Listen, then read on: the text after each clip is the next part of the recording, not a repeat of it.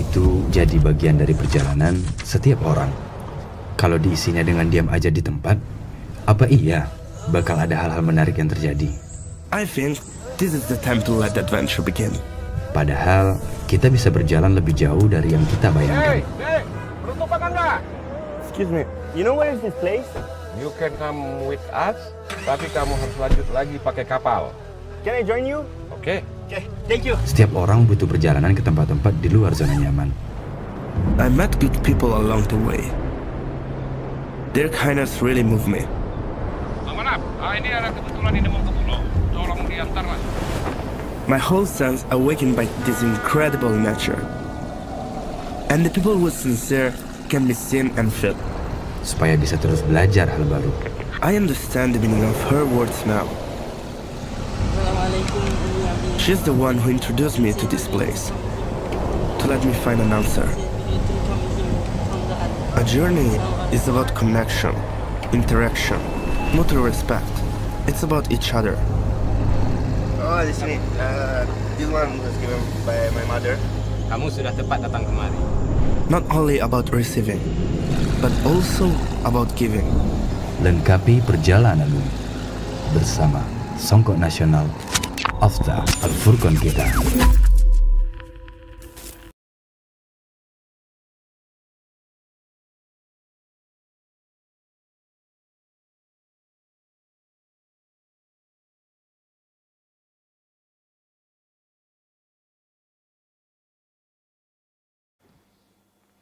Assalamualaikum warahmatullahi wabarakatuh. Innal hamdalillahi nahmaduhu wa nasta'inuhu wa nastaghfiruhu wa natubu ilaihi wa na'udzu billahi min syururi anfusina wa min sayyiati a'malina. Man yahdihillahu fala mudilla lahu wa man yudlilhu fala hadiyalah.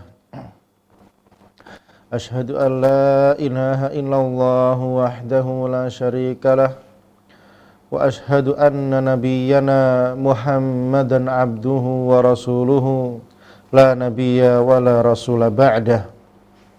Allahumma salli wa sallim wa barik ala abdika wa nabiyyika Muhammadin wa ala alihi wa sahbihi wa man ittaba'ahum bi ihsan ila yaumiddin wa sallama tasliman katsira. Allahumma inna nas'aluka ilman nafi'a wa rizqan tayyiba wa amalan mutaqabbala. Allahumma inna na'udzu bika minal ajzi wal kasali wal jubni wal bukhli wal harami wa adzabil qabri. Allahumma ati nufusana taqwaha wa zakkiha anta khairu man zakkaha anta waliyuha wa maulaha.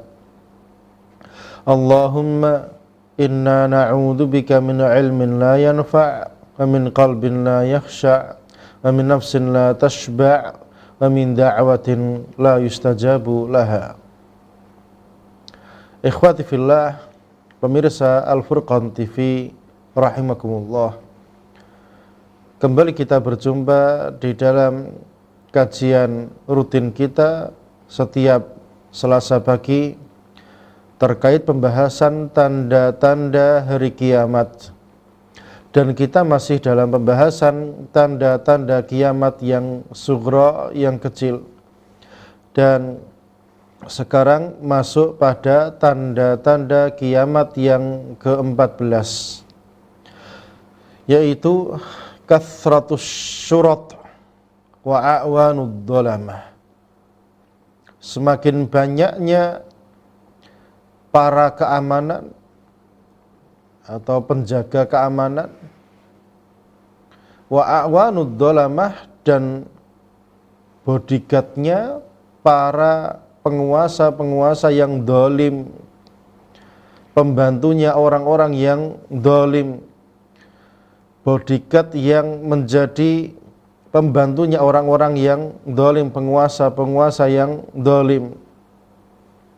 Jadi penguasanya berbuat kedoliman, maka pengawalnya, penjaganya, bawahannya, keamanannya lebih dolim lagi daripada penguasanya tadi. Ini diantara tanda-tanda kiamat, di mana di akhir zaman akan banyak bodyguard atau keamanan para penguasa. Atau bahasa kerennya tidak perlu saya sebutkan, intinya penguasa itu punya pengawal-pengawal khusus. Dan di akhir zaman mereka ini semakin banyak, atau bahasa masa kininya polisi ya. Surat itu keamanan atau surtoh. Surtoh itu bahasa Arab masa kini diterjemahkan secara letterlek sebagai polisi. Ya, mereka keamanan. Ini semakin menjamur di akhir zaman, di mana pada zaman dahulu kala keamanan penguasa itu nggak begitu banyak. Kita lihat bagaimana zaman Umar atau Khulafa Rasyidin ya, Abu Bakar, Umar, Utsman dan Ali, di mana keamanan penguasa itu bisa dikatakan nggak ada. Bahkan Umar bin Khattab radhiyallahu taala anhu, ketika ada utusan dari Persia, mereka diutus untuk datang ke Madinah menjumpai khalifah kaum muslimin yang bernama Umar bin Khattab. Setibanya mereka di kota Madinah, mereka bertanya kepada penduduk, mana Umar bin Khattab itu? Maka penduduk pun menunjukkan, itu loh Umar bin Khattab radhiyallahu taala anhu. Maka mereka utusan dari Persia itu tertegun, seakan-akan gak percaya, ini Umar khalifahnya kaum muslimin sedang tidur di bawah teteduhan pohon kurma, di atas ranjang dari pelepah kurma. Apa iya benar ini Umar? Seakan-akan gak percaya.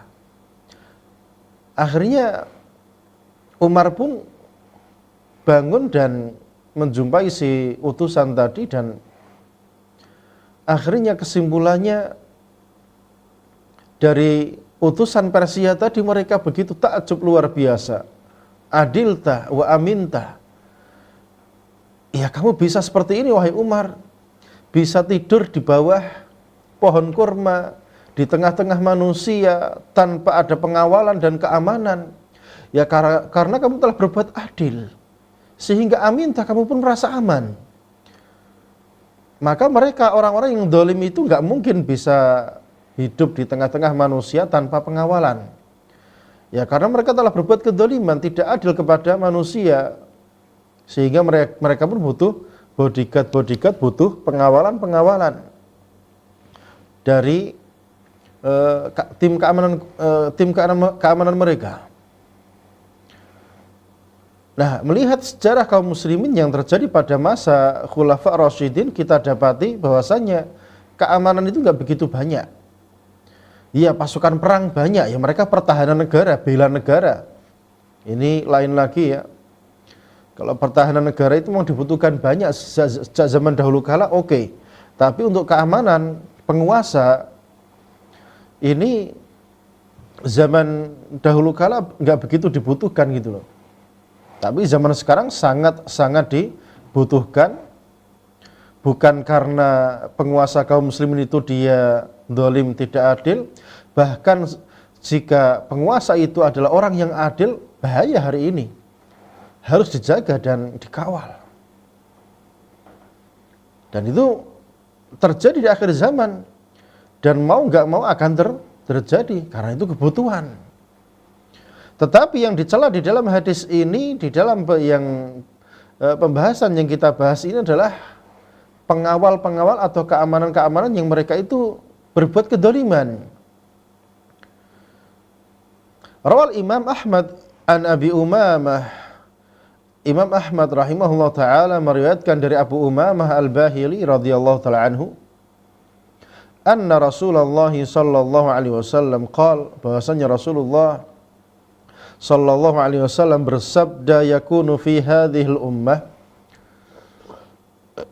akan ada di umat ini fi akhir zaman, di akhir zaman nanti.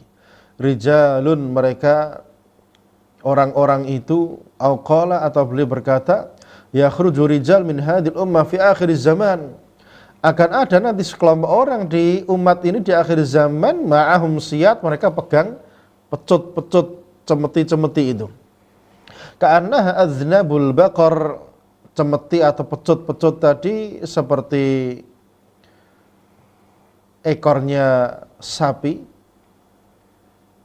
Ya, karena ekor sapi itu kan bisa dipakai mecutin orang itu. Yaqduna fi sakhatillah. Nah, mereka itu orang-orang yang pegangannya pecut tadi, cambuk tadi, mereka keluar pagi hari fi sakhatillah, di dalam murkanya Allah Ta'ala, wa yaruhuna fi ghadabihi, mereka pun pulang dalam kondisi dimurkai Allah Subhanahu wa Ta'ala. Kenapa kok bisa seperti itu? Dikarenakan mereka ini adalah pengawal-pengawal para penguasa-penguasa yang dolim. Jadi disuruh apa saja yang mereka kerjakan, dan itu fakta real. Tim keamanan para penguasa-penguasa dolim di akhir zaman itu mereka nggak bisa memiliki pilihan. Diperintah ya mereka ngerjakan aja, nggak bisa nolak. Dan bahkan yang hatinya kotor pun dengan teganya melukai dan mencambuk dan menyiksa orang-orang yang tidak bersalah. Ini terjadi dan real, dan itu fakta. Sehingga mereka paginya dimurkai Allah Ta'ala, pulang ke rumahnya, sorenya pun dimurkai Allah Subhanahu wa Ta'ala. Wa fi riwayat Tabrani fil Kabir, dan dalam riwayat Tabrani dalam kitab Al-Kabir, Mu'jam Al-Kabir, sayakunu fi akhir zaman, akan terjadi di akhir zaman syurtatun, para keamanan-keamanan, yaghduna, mereka pergi di pagi hari, fi ghadabillah, dalam murkanya Allah Ta'ala, yaruhuna fi sakhatillah, pulangnya pun sore hari. Ba'ima fihi muzdajar, hikmatun balighatun, fama tughnin nudhur, fatawalla anhum yawma yad'u ad-da'i ila shay'in nukur. خش عن أبصارهم يخرجون من الأجداث كأنهم جراد منتشر مهطعين إلى الداع يقول الكافرون هذا يوم عسر كذبت قبلهم قوم نوح فكذبوا عبدنا وقالوا مجنون وازدجر فدعا ربه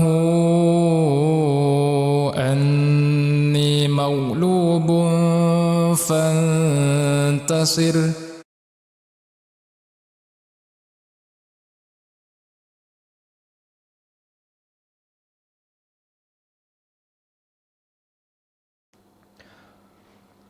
Alhamdulillah, wassalatu wassalamu ala rasulillah wa ala alihi wa sahbihi ajma'in. Allahumma la ilma lana illa ma 'allamtana wa zidna ilma. Allahumma inna nas'aluka ilman nafi'a wa rizqan thayyiba wa amalan mutaqabbala. Ikhwati fillah, pemirsa Al-Furqan TV rahimakumullah. Kembali kita lanjutkan terkait tanda-tanda hari kiamat yang sughra, yaitu semakin menjamurnya para keamanan penguasa-penguasa yang dolim. Di dalam riwayat Tabrani dalam kitab Al-Mu'jam Al-Kabir disebutkan, sayakunu fi akhir zaman, nanti akan terjadi di akhir zaman, syurtatun yaqduna fi ghadabillah, tim keamanan para penguasa yang mereka pagi harinya sudah di dalam kemurkaan Allah Ta'ala, wa yaruhuna fi sakhatillah, mereka pun pulang di sore hari pun dalam kondisi dimurkai Allah Subhanahu wa Ta'ala. Fa iyyaka an takuna min bitanatihim, maka hati-hatilah kalian, jangan sampai menjadi bagian dari mereka, jangan sampai menjadi pendukung-pendukung mereka, kawan-kawan mereka. Wa qad ja'al wa'idu binnar, lihadzal sinfi minan nas, dan telah datang ancaman yang keras, ancaman neraka bagi kelompok manusia ini, alladzina yatasallatuna 'alal muslimin, yang mereka menginjak-injak kehormatan kaum muslimin, yu'adzibunahum bighairi haqqin, mereka menyiksa kaum muslimin tanpa hak, yaitu para pembantu penguasa yang zalim, tim keamanan mereka. Ini ancamannya sangat keras sekali. Rawal Imam Muslim an Abi Hurairah radhiyallahu anhu annahu qala, Imam Muslim rahimahullahu taala meriwayatkan dari Abu Hurairah radhiyallahu taala anhu, bahwasanya beliau berkata, qala Rasulullah sallallahu alaihi wasallam, Rasulullah sallallahu alaihi wasallam bersabda, sinfani min ahlin nar lam arahuma, dua kelompok penduduk neraka aku belum pernah melihat mereka. Qaumun ma'ahum siyatun ka'adznabil baqar, kaum yang pertama mereka itu membawa cambuk-cambuk pecut-pecut seperti ekornya sapi, yadribuna, yang dipakai memukul bihan nas, menyiksa rakyat, menyiksa manusia tanpa hak. Qala An-Nawawi, Imam Nawawi rahimahullah ta'ala berkata, wa hadzal hadits min mu'jizatin nubuwah, hadis ini menampakkan mukjizat kenabian. Faqad waqa'a ma akhbara bih, di mana yang beliau kabarkan benar-benar telah terjadi. Fa amma ashabus siyat fahum ghilmanu wali syurtah, jadi mereka yang pegang cambuk itu adalah pasukannya tim keamanan atau polisi. Di mana kelompok ini yang disebutkan dalam hadis sukanya menyiksa orang-orang tanpa hak, tanpa pengadilan, tanpa jalur yang benar. Tapi seandainya itu dengan cara yang benar, sudah lewat pengadilan dan diadili, ternyata dia terbukti bersalah, kemudian harus dicambuk. Ya ini kalau dicambuk ya nyambuknya dengan cara yang hak, gak ada masalah. Tapi sekarang ini terjadinya di mana mereka menyiksa orang-orang tanpa dibenarkan lewat proses yang dibenarkan atau diizinkan oleh dalil-dalil yang syar'i. Dan jika dalil syar'i itu membolehkan, maka enggak ada masalah, itu dibenarkan. Wa qala sallallahu alaihi wasallam Nabi li Abi Hurairah, dan Nabi sallallahu alaihi wasallam bersabda kepada Abu Hurairah radhiyallahu taala anhu, intarat bika muddah, kalau umurmu panjang wahai Abu Hurairah, ausyakta antara qauman, kamu nanti akan melihat kelompok ini, yaqduna fi sakhatillah, pagi hari sudah dimurkai Allah Ta'ala, wa yaruhuna fi la'nati, sore hari pun dilaknat Allah Subhanahu wa Ta'ala. Kenapa? Fi aidihim mislu adznabil baqar, ya karena mereka sukanya bawa pecut tersebut, cambuk-cambuk itu untuk menindas rakyat yang mereka tidak berdaya tanpa hak. Wa an Ibni Abbas radhiyallahu ta'ala anhuma, dan dari Ibnu Abbas radhiyallahu ta'ala anhuma, annahu qala Rasulullah sallallahu alaihi wasallam, di mana Rasulullah sallallahu alaihi wasallam bersabda, yakunu alaikum umara, nanti akan memimpin kalian para penguasa-penguasa, hum syarrun minal majus, mereka lebih parah, lebih buruk, lebih bengis, lebih jahat daripada orang-orang Majusi. Namun walaupun Rasul menyebutkan nanti akan datang para penguasa-penguasa yang mereka kejam itu, Rasul masih mewasiatkan, dengar taati, jangan berontak. Berontak itu lebih parah hasilnya daripada sabar di bawah kedoliman penguasa yang dolim. Ya terus terang kita tidak suka sama penguasa yang dolim, dan Nabi SAW telah mengabarkan itu akan datang. Artinya sekarang ini akan datang penguasa-penguasa yang dolim, yang mereka hanya mementingkan kepentingan pribadi mereka. mementingkan kantong-kantong mereka sendiri, nggak peduli rakyatnya mau miskin, mau melarat, mau sengsara. Emang gue pikirin, itu sudah dikabarkan. Bahkan lebih kejam dari itu, nyiksa orang. Nabi pun tetap mewasiatkan, dengarkan, taati, sabar. Sabar, ya karena dampaknya khuruj, dampaknya berontak itu lebih parah daripada orang itu harus bersabar di bawah penguasa yang zalim. Ya kita semuanya gak ridho sama penguasa yang zalim itu. Tapi cara menghadapinya tidak dengan cara berontak, ya karena berontak itu ya menyiksa diri sendiri. Karena mereka, penguasa yang zalim itu ketika diberontak mereka ngamuk-ngamuk. Jadi mending yang waras ngalah. Nah itu kaedahnya. Yang ke-15, kaedah yang ke-15. Intisyaruz zina, maraknya, tersebarnya perzinaan. Jadi perzinaan itu di akhir zaman sesuatu yang lumrah gitu loh. Aminal alamat allati dhaharat fushuwu zina wa kathratuhu bainan nas.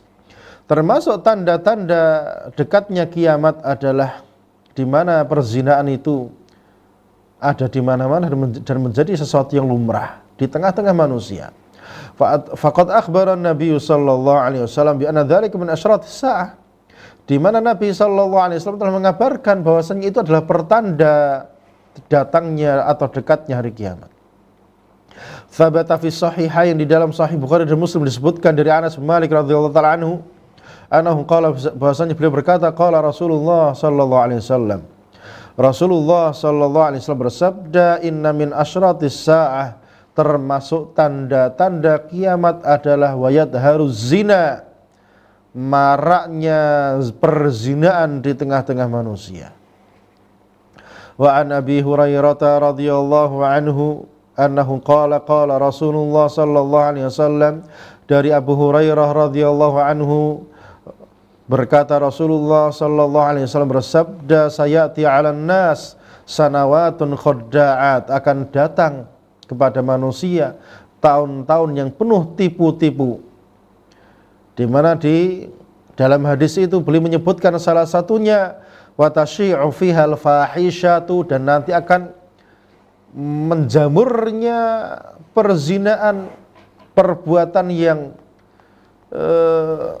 menjijikkan di tengah-tengah manusia. Wa a'dzam min dzalika, dan lebih parah daripada perzinaan ini adalah istihlal zina. Manusia terang-terangan menghalalkan zina, zina itu boleh. Faqad tsabata fi sahih, di mana di dalam kabar yang sahih disebutkan an Abi Malik al-Asy'ari, dari Abu Malik al-Asy'ari radhiyallahu ta'ala anhu, annahu sami'a an-nabi, bahwasanya beliau mendengarkan Nabi sallallahu alaihi wasallam yaqul, bersabda, la yakunanna fi ummati, akan ada pada umatku ini aqwamun yastahilluna al-hirra wal harira wal khamra wal ma'azif, akan ada di tengah-tengah umat ini kelompok yang mereka menganggap halal, menghalalkan perzinaan, memakai baju sutra untuk laki-laki, dan minum minuman keras, dan alat-alat musik. Ini akan datang kelompok yang menghalalkan hal-hal tersebut. Jadi perzinaan itu disepakati oleh semua umat manusia, dia haram. Tapi ternyata di akhir zaman, di tengah-tengah umat Islam ada orang munafik yang mereka terang-terangan menghalalkan perzinaan. Dan benar itu telah terjadi. Wa fi akhir zaman, dan di akhir zaman nanti, ba'da dhahabil mu'minin, setelah orang-orang beriman itu dicabut nyawanya oleh Allah Subhanahu wa taala, yabqa syirarun nas, yang tersisa hanya manusia-manusia yang rusak, yang buruk, yataharajuna taharujal humur, di mana mereka melakukan perzinaan bebas, nggak pakai ditutup-tutupi lagi di depan orang, banyak orang, seperti keledai yang mereka kumpul di satu tempat kemudian saling berzina di tengah-tengah mereka. Kama jaa fi haditsin Nawas, bagaimana disebutkan dalam hadis Nawas bin Sam'an radhiyallahu taala anhu, wa yabqa syirarun nas, di mana yang terjadi nanti di akhir zaman hanya tersisa manusia-manusia yang jelek, manusia-manusia yang buruk, manusia-manusia yang parah.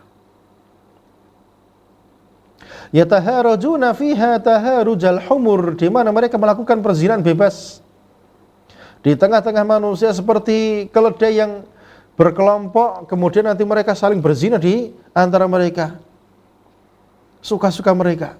Fa alaihim taqumus saah, maka kiamat akan terjadi pada mereka, manusia-manusia seperti itu. Wa an Abi Hurairah radhiyallahu anhu 'anil Nabi sallallahu alaihi wasallam annahu qala, dan dari Abu Hurairah radhiyallahu anhu dari Nabi sallallahu alaihi wasallam bahwasanya beliau bersabda, walladzi nafsi biyadi, dan demi yang nyawaku di tangannya, la tafna hadhil ummah, tidak akan binasa umat ini, hatta yaqumar rajul ilal mar'ah, sampai ada kejadian laki-laki mendatangi wanita yang tentunya bukan mahramnya, fayaftarishuha fit tariq, kemudian diajak tidur di tengah-tengah jalan, fayakunu khiyaruhum, sehingga orang-orang yang waktu itu masih ada kebaikan di dalam hatinya, man yaqul, hanya bisa mengatakan, law waraitaha wara'a hadzal haid, kenapa enggak ditutupi, dipindah aja di belakang tembok ini biar enggak dilihat banyak orang. Jadi di akhir zaman itu perzinahan itu dikerjakan di tengah-tengah orang suka-sukanya. Sampai orang yang baik itu hanya bisa ngomong, kenapa enggak di belakang ini aja. Jadi yang terbaik di antara mereka itu yang masih bisa ngomong, kenapa enggak di belakang tembok ini aja biar enggak dilihat banyak orang.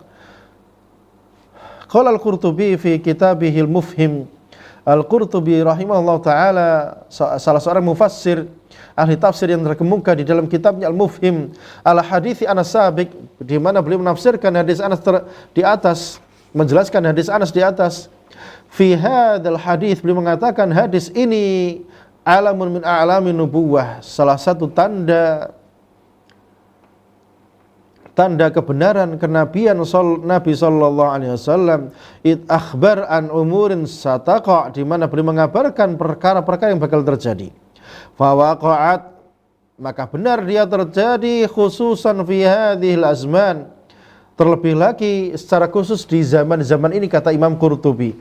Wa idza kana hadza fi zamanil Qurtubi, dan jika ini terjadi pada zaman Imam Qurtubi rahimahullah ta'ala, fahuwa fi zamanina hadza aktsar dhuhura, maka dia di zaman kita ini lebih banyak lagi kejadiannya, lebih parah lagi, li'adzli idami ghalabatil jahli, karena manusia umumnya jahil kepada agama.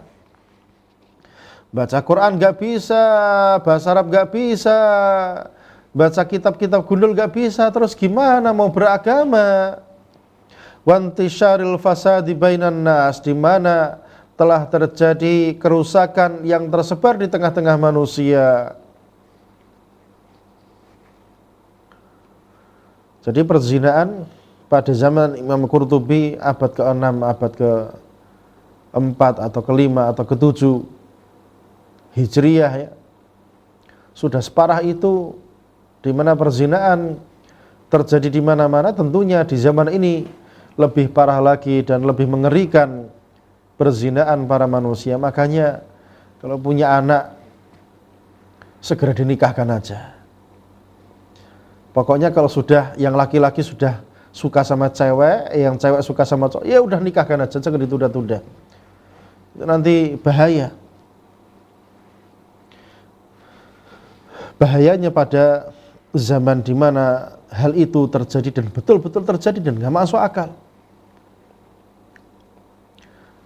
Kemudian tanda kiamat yang ke-16, tanda kiamat kecil yang ke-16 adalah intisyarur riba, tersebarnya riba di tengah-tengah manusia.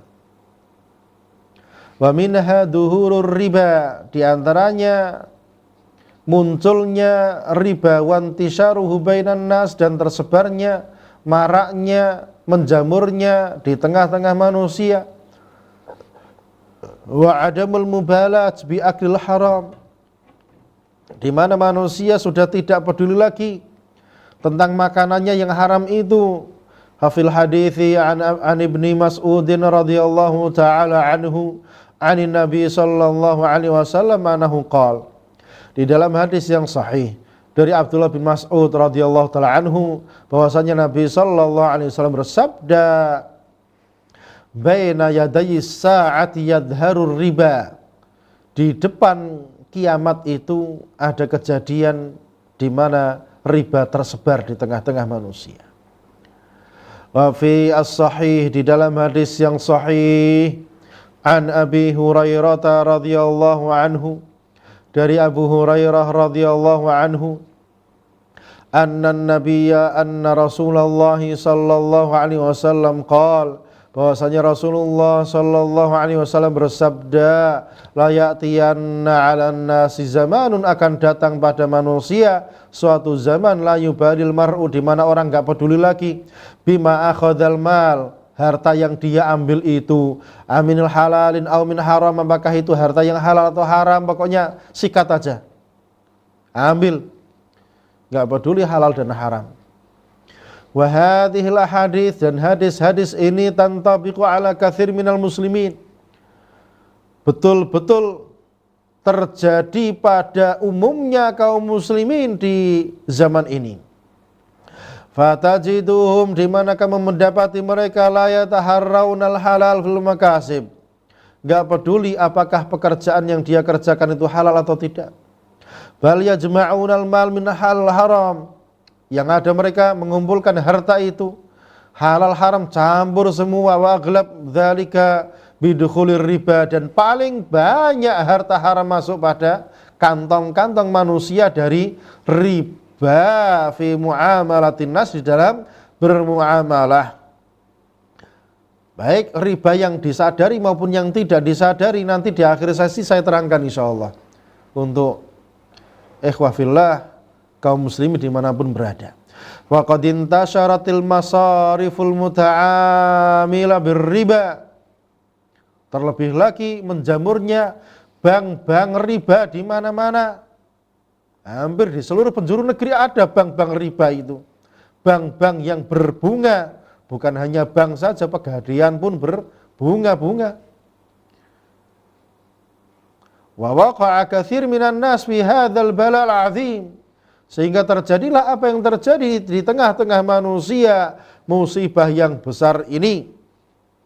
Amin fiqhil Imamil Bukhari rahimahullahu ta'ala, dan termasuk fikihnya Imam Bukhari rahimahullahu ta'ala, annahu awrada hadits Abi Hurairah as-sabiq, di mana beliau mendatangkan hadis Abu Hurairah yang di atas tadi, fi bab qaulillahi ta'ala, di dalam bab firman Allah ta'ala, ya ayyuhalladzina amanu, wahai orang-orang yang beriman, la ta'kulur riba ad'afa mudha'afa, janganlah kalian itu makan riba berlipat-lipat, liyubayyina anna aklal ad'af mudha'afa minar riba yakunu bitawassu' fi, di mana beliau menjelaskan bahwasanya memakan riba yang berlipat-lipat itu caranya gimana ya, mereka berlapang-lapang di dalam, bermudah-mudahan di dalam bermuamalah yang ribawi tersebut. Inda adami mubalatin nas bituruki jam'il mal, di mana waktu itu manusia udah enggak peduli lagi cara mendapatkan harta itu gimana. Wa adam tamyiz bainal halal wal haram, dan di mana mereka itu tidak lagi bisa membedakan mana yang halal dan mana yang haram. Dan betul, ketika orang itu nggak tahu ilmu riba, dia nggak bisa membedakan mana yang halal dan mana yang haram. Dulu ketika saya masih kecil, ya sikat aja, ya karena belum belajar. Ketika belajar fikih, oh ternyata dalam kitabnya para ulama seperti ini. Taib, operator yang tolong di yang tadi yang bagian pertama terkait masalah fikih riba, tolong di post di sini, dinampakkan. Oke. Jadi kaum muslimin ikhwafillah rahimakumullah, riba itu ada dua macam ya. Ada riba dalam jual beli dan riba dalam utang piutang. Ini yang ada di layar ini adalah riba dalam jual beli. Perhatikan kaum muslimin yang dimuliakan Allah Subhanahu wa taala. Apa maksudnya riba dalam jual beli? Artinya barang yang diperjualbelikan itu mengandung riba. Nah, HP yang saya pegang ini apakah dia barang riba atau bukan? Nah, nanti kalau dia itu termasuk barang riba, bagaimana cara bermuamalahnya? Ini ada tata caranya. Tolong perhatikan yang dengan seksama. Riba jual beli. Artinya barang yang diperjualbelikan tadi apakah ada ribanya atau tidak. Nah, apakah barang itu mengandung riba atau tidak? Kita klasifikasikan menjadi dua. Ma yajri fihi riba, yang barang itu di dalamnya ada riba. Yang kedua, klasifikasi yang kedua, ma la yajri fihi riba, barang-barang yang tidak mengandung riba. Nah, kita ingin tahu barang-barang yang mengandung riba itu apa saja dan barang-barang yang tidak mengandung riba itu apa saja.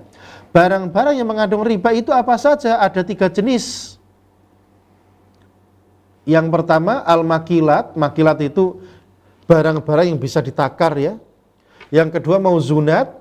Yang kedua adalah barang-barang yang bisa ditimbang.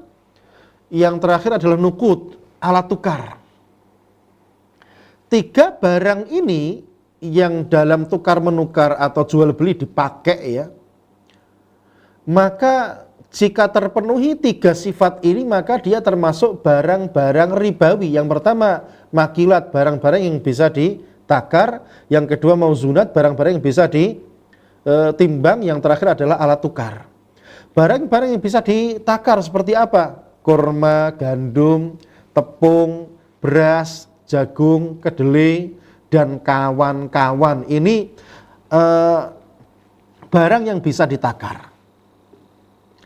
Maka dia masuk kategori barang yang mengandung unsur riba di dalamnya. Yang kedua, barang yang mauzunat, yang bisa ditimbang. Apa saja barang yang bisa ditimbang? Barang yang bisa ditimbang itu dia belum tentu bisa ditakar. Contohnya apa? Semangka ya. Semangka itu ditimbang, nggak ditakar. Kemudian apel, kemudian pepaya, kemudian apa lagi? Barang-barang seperti itu, yaitu adalah barang-barang yang ditimbang. Jadi barang itu kalau bisa ditimbang maka dia masuk kategori barang yang ada unsur ribanya. Yang terakhir adalah alat tukar. Uang, duit, emas, perak, ini alat tukar. Maka dia mengandung riba. Nah, barang yang tidak mengandung riba itu apa? Yang tidak ada di 3 unsur tadi. Tidak ditakar, tidak ditimbang, dan dia bukan alat tukar. Apakah dia ditakar? Apakah dia ditimbang? Apakah dia alat tukar? Jawabannya tidak. Maka HP adalah barang jual beli, barang dagangan yang tidak mengandung unsur riba. Bisa dipahami? Oke. Ini barang-barang yang mengandung riba dan barang-barang yang tidak mengandung unsur riba. Nah, lantas bagaimana tata cara bermuamalah terhadap barang-barang yang mengandung unsur riba tadi? Di poin yang berikutnya, operator. Oke. Di situ terbagi menjadi 3 ya. Ada makil, ada mauzun, ada naqd. Makil itu barang yang ditakar tadi, mauzun itu barang yang ditimbang, naqd itu alat tukar. Nah, ini cara bermuamalahnya bagaimana? Kita simak di sini. Jika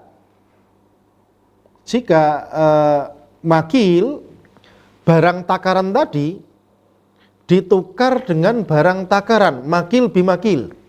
Barang takaran ditukar dengan barang takaran. Misal beras dengan beras, atau beras dengan jagung, atau kurma dengan zaitun, atau kurma dengan gandum contohnya. Contoh. Bagaimana cara bermuamalah? Jadi makil, barang takaran dengan barang takaran ada 2. Min jinsihi, sejenis. Yang kedua min ghairi jinsihi, tidak sejenis. Saya ulangi. Barang yang bisa ditakar, dijual atau ditukar dengan barang yang bisa ditakar dan sejenis, maka butuh 2 syarat. Apa saja 2 syarat tersebut? Yang pertama, taqabud, yajibut taqabud, wajib serah terima, COD. Yang kedua, wajib tamatsul, semisal, sama-sama takarannya. Jadi misal, beras putih dengan beras hitam, ini karena sama-sama jenisnya ya, sama-sama satu jenis. Maka syaratnya apa? COD di tempat, bukan nanti ya. Misalnya, saya tolong dikirimi beras hitam, kirimi nanti, saya serahkan sekarang beras putihnya, ini nggak boleh.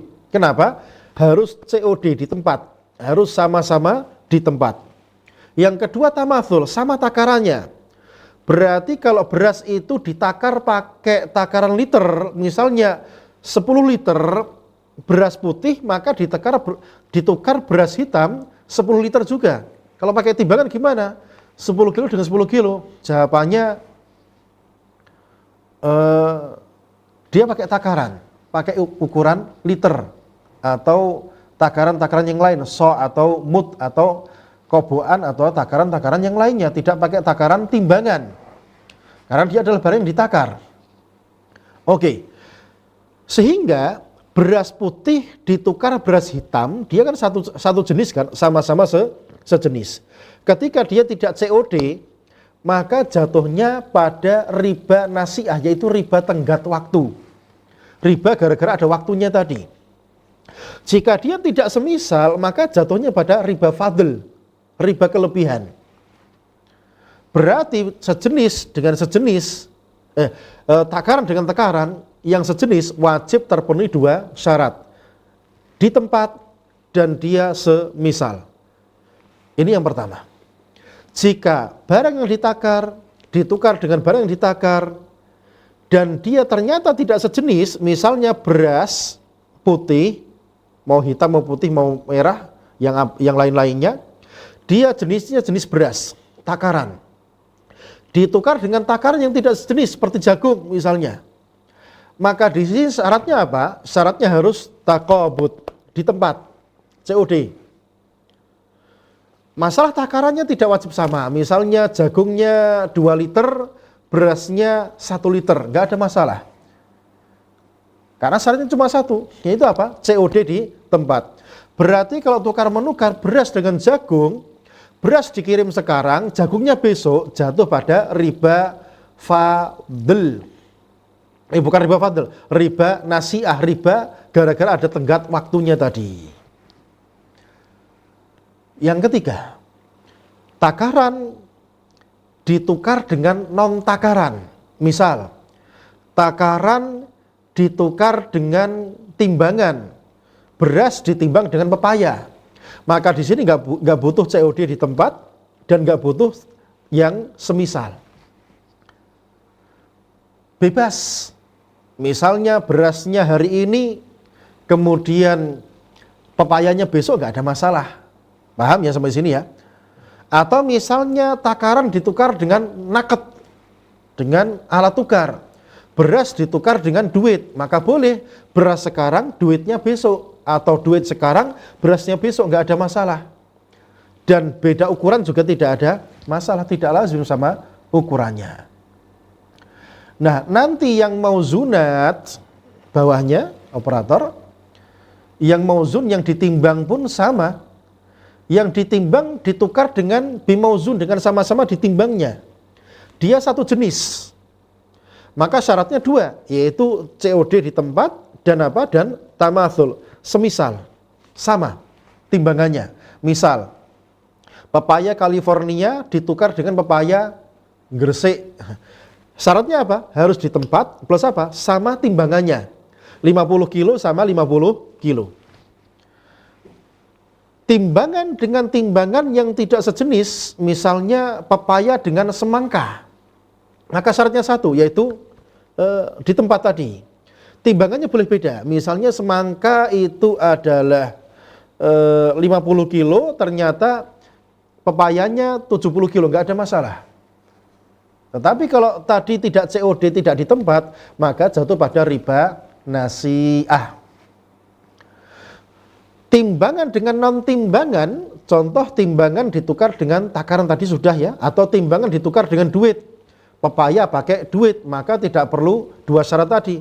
Tidak perlu di tempat dan tidak wajib harus semisal. Bebas, misalnya pepayanya nanti, duitnya sekarang, atau duitnya nanti, pepayanya sekarang, nggak ada masalah. Atau misalnya timbangan dengan non-takaran dan non-alat tukar seperti HP, ini kan bukan alat tukar ya. Pepaya ditukar dengan HP, ya nggak ada masalah, nggak wajib harus di tempat dan tidak wajib harus apa? Satu takaran atau semisal. Yang terakhir yaitu duit atau alat tukar. Alat tukar itu ada 3 ya, emas, perak, dan duit. Emas, perak, dan duit.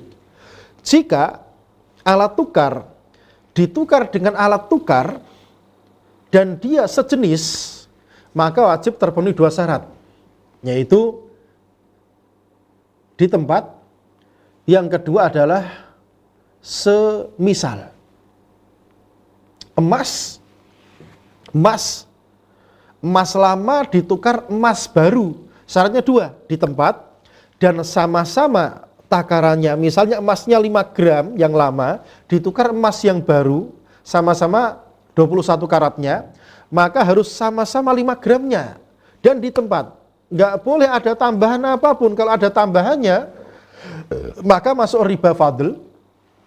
Jika ada tenggat waktunya, emasnya yang baru sekarang, emas yang lama besok, atau emas yang lama sekarang, emas barunya besok, maka jatuh pada riba nasi'ah, haram. Ini yang pertama. Alat tukar dengan alat tukar yang tidak sejenis. Contoh, emas dengan uang, ini kan sama-sama alat tukarnya. Sama-sama alat tukarnya tapi tidak sejenis. Emas dengan uang. Emas dengan uang. Maka syaratnya 1, harus apa? Di tempat. Adapun beda ukurannya nggak ada masalah. Tapi harus di tempat. Nggak boleh jual belinya ada tenggat waktunya. Misal, beli online emas hari ini, barangnya dikirim besok. Ya ini nggak boleh. Terjadi riba nasi'ah. Duit dengan duit. Ada pengemis, dia dapat duit kelitik atau duit receh banyak, ditukar ke salah satu pedagang.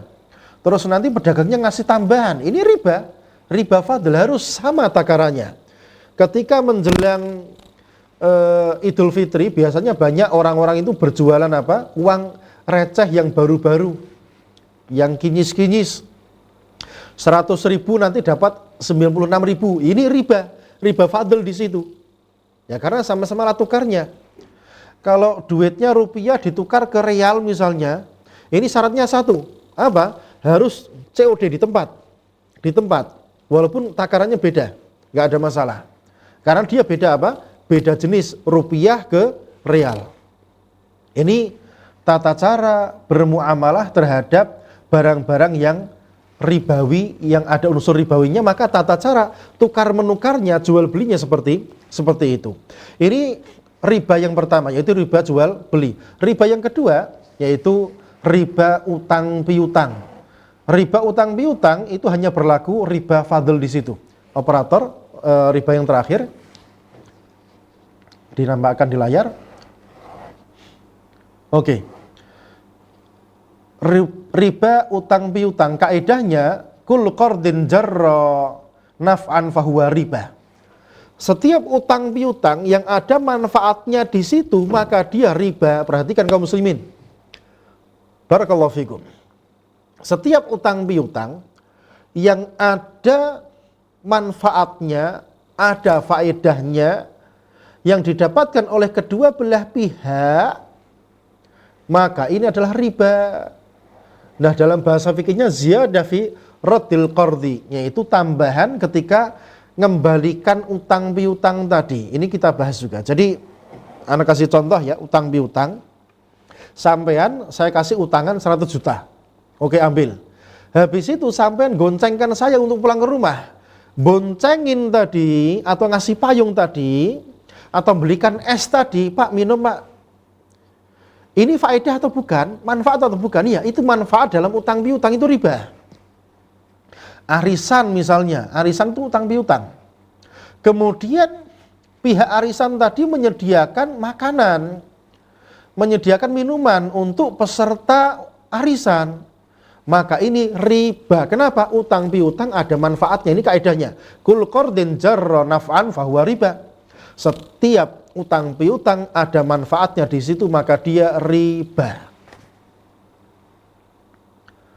Nah, lantas bagaimana jika kita membayar utang terus kita tambahi bayaran utangnya tadi? Apakah itu diperbolehkan? Ada dua. Tambahan atas utang, ya, jadi kita misalnya utang 100 juta, bayar jadi 110 juta. Apakah itu diperbolehkan? Ada dua kategori. Yang pertama masyrutoh, disyaratkan di awal. Maka ini hukumnya haram, riba. Riba fadl. Sampean utang 100 juta, nanti baliknya berapa? 110 juta. Ini riba fadl. Haram hukumnya. Haram hukumnya, tidak diperbolehkan. Atau misalnya jual beli rumah atau tanah pakai kredit. Beli cashnya 100 juta, beli kreditnya jadi 150 juta. Ini hukum asalnya diperbolehkan. Tetapi kalau sampai ada denda dan disepakati kedua belah pihak, kalau sampai nanti terlambat bayarnya, maka kena denda dan disepakati. Maka ini adalah akad riba yang diharamkan dan tidak diperbolehkan. Hukum asalnya kredit diperbolehkan. Saya lanjutkan. Jadi tambahan atas utang jika disyaratkan di awal seperti denda kredit tadi atau yang lain-lain, meminjam di bank tadi dikenakan bunga bank, itu masuk kategori riba fadl karena disyaratkan di awal. Tapi kalau tidak disyaratkan di awal, ini ada dua kategori. Yang pertama, dia pengen membalas kebaikan temannya yang ngutangi tadi dengan yang lebih baik. Maka ini disunnahkan. Jadi saya ngutangi sampean 100 juta, sampean balik ke sini ternyata ngasih 200 juta, ya saya terima. Ini termasuk adalah sunnah di mana Rasul alaihi salatu wasallam beliau utang, kemudian mengembalikan lebih dari utangan tersebut. Jadi misalnya utang onta dikembalikan onta yang lebih gede. Maka ini masuk kategori disunnahkan. Kenapa? Tidak ada syarat di awal.